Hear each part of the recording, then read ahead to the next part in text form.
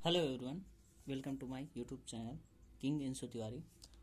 आज मैं कुछ बेसिक क्वेश्चंस की बात कर लेता हूँ इंटीग्रेशंस में, और बहुत ही इंपॉर्टेंट है। और पहले तो मैं उसका फार्मूला लिखूंगा, फिर उसके बाद उसके कुछ बेसिक क्वेश्चंस। आज मैं 20 क्वेश्चंस आपको दे के जाऊँगा इसी क्लास पे, ठीक है। तो आज टाइम वेस्ट करने से पहले ही सोच लेते हैं कि हमें क्लासेस करनी है, ठीक है, क्योंकि अभी पेपर आने वाले हैं, ठीक है।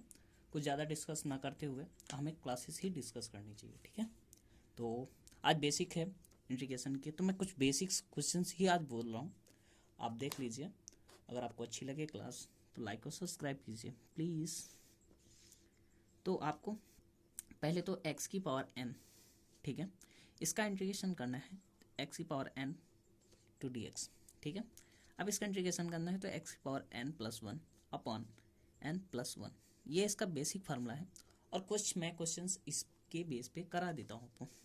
तो पहला क्वेश्चंस मैं आपको करा रहा हूँ x की पावर 2 dx, ठीक है। तो x की पावर 3 अपॉन 3 प्लस सी, ये आया कैसे? तो x की पावर 2 प्लस 1 अपॉन 2 प्लस 1, ठीक है, प्लस सी, ठीक है।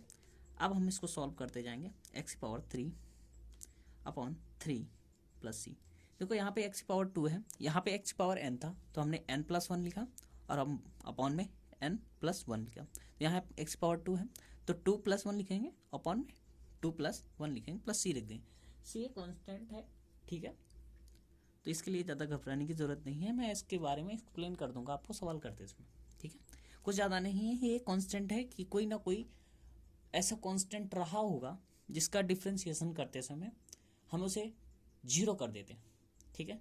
अब उसका इंटीग्रेशन मुझे तो नहीं पता कि वो कौन सा कांस्टेंट था, भाई वो कांस्टेंट कौन सा था, वो 2 था, 3 था, 4 था, k था, r था, p था, ये इसके बारे में मुझे कोई है ही नहीं। भाई वो n था, कुछ भी था, n तो नहीं होगा पर कुछ भी था, ठीक है। शायद वो कोई संख्या हो सकती है, 10,000 हो सकता है, 1,000 हो सकता है, कुछ भी हो सकता है, ठीक है। उसके बारे में कुछ पता नहीं है तो हम सी ले लेते हैं, ठीक है। कांस्टेंट मान लेते हैं कि एक सी था, कोई ना कोई सी था, सी कुछ भी हो सकता है, ठीक है। तो आप इसका बेसिक तो मैंने बताया ही नहीं, एक्स डी एक्स, इसका भी होता है एक्स स्क्वायर बाई 2 प्लस सी।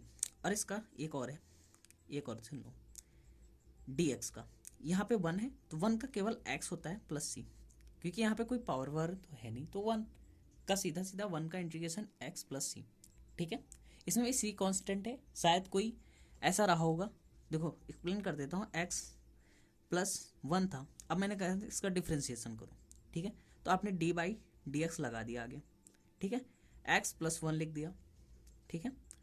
अब फिर आपने डी एक्स का किया डी बाई डी एक्स, ठीक है, प्लस अब 1 का किया डी एक्स, 1 का तो जीरो हो जाता है, ये आपको पता है, 1 का तो जीरो हो जाते हैं, और डी एक्स से डी एक्स कट जाएगा, या डी एक्स का हो जाएगा 1।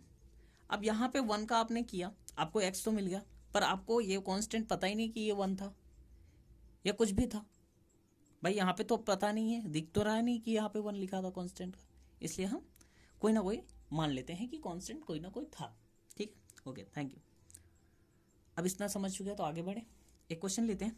अब लेंगे क्वेश्चन ऐसे लेंगे कि आपका रेशनल नंबर्स होंगे, रेशनल पावर होगी, ठीक है, भिन्नात्मक पावर होगी, पावर्स भिन्नात्मक में हो जाएंगी, तो ठीक है। तो बहुत सारे ऐसे बच्चे हैं जो ऐसे क्वेश्चंस नहीं कर पाते हैं, और